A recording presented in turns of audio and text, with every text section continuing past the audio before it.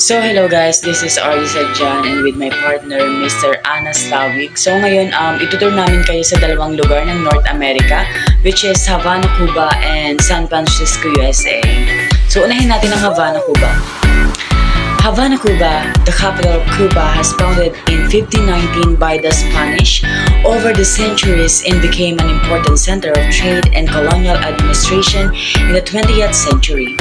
It became famous for its vibrant culture, music, and political events, including the Cuban Revolution in 1959 led by Fidel Castro. So hindi lamang history ang malalaman nyo sa Havana, Cuba. Teka lang. Nagugutom na ako, samahan niyo muna akong kumain sa Havana, Cuba. Alamin natin kung ano nga ba ang masasarap na pagkain dito. So, Cuban cuisine. Cuban food is known for its blend of Spanish, African, and Caribbean influences. The main ingredients include rice, beans, pork, and fresh vegetable. Some of their dishes are roca veja, tostones, and the last one is the lechon asado. Let's go, kain na tayo. Sarap. Masarap ng pagkain ng Havana, Cuba. Nabusog talaga ako dun sa 3 dishes na napaka-famous sa kanila. So ngayon gusto ko munang mamasyal bago umuwi ng Pilipinas. Gusto ko munang puntahan yung pinaka-famous daw na lugar sa Havana, Cuba. Yung yung Old Havana. Yung one of the most famous tourist spots in Havana, Cuba. It's Old Havana. It's known for its well-preserved colonial architecture, vibrant street life, and historical landmarks such as the Plaza de la Catedral, the Malecón, and the Capitolio. Old Havana is also a UNESCO World Heritage Site, attracting many visitors who want to experience its rich history and culture. So ano nga bang meron pa dito sa Old Havana? Alahin natin yung mga benefits ng Old Havana para mas magkaroon tayo ng aral bago umuwi ng Pilipinas. So ano nga ba ang mga benefits nito sa Havana, Cuba? So ang benefits ito ay unang-una na dito yung cultural preservation, pangalawa is tourist revenue, pangatlo is employment opportunities, pang-apat ay educational value, and the last one is community development. Kaya naman pala naging famous ang Old Havana sa Havana, Cuba dahil marami siyang benefits na makakatulong sa Havana, Cuba para mag-improve at mas makilala pa.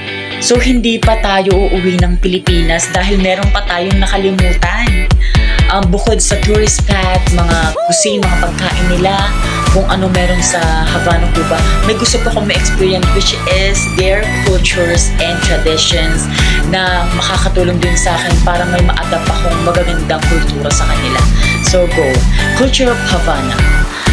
The culture of Havana is rich in music, dance, and art. Salsa, mambo, and rumba are popular forms of dance and music here. The city is also known for its colorful festivals, historic architecture, and vibrant lifestyle. The people are known for their hospitality and love for celebrations. Ayan, so napakaganda talaga sa Havana, Cuba. Ang dami ko napulot na aral, napakaganda ng culture, masasarap ang pagkain nila, and napakababait na mga tao talaga dito at napaka-hospitable at talagang welcome yung mga turista dito pag bumisita. So ngayon naman, samahan nyo si Anas Lawig para sa pagpunta sa San Francisco, USA. Welcome guys to my virtual tour guiding. My name is Anas and welcome guys here to San Francisco, California. Let me explore the wonders of San Francisco, California like Golden Gate Bridge, Alcatraz Island, and the steepest street view here in San Francisco, California. Let's enjoy this video and explore San Francisco, California here in North America. So, first stop here in San Francisco, California is the Golden Gate Bridge here in San Francisco, California. This is located at San Francisco and built in 1937. Tingnan mo naman kung gaano kaganda yan, guys. Next, guys, after the Golden Gate Bridge in San Francisco, California, is the Alcatraz Island here in San Francisco Bay, only California. So welcome guys here to our third tourist attraction, or the most famous attraction here in San Francisco, California. It's the Lombard Street here in San Francisco. It is often one of the most considered steepest street here in San Francisco, California. Lombard Street guys, steepest. So guys, again, I'm Anas, and these are some of the most famous places here in San Francisco, California. We're located in North America.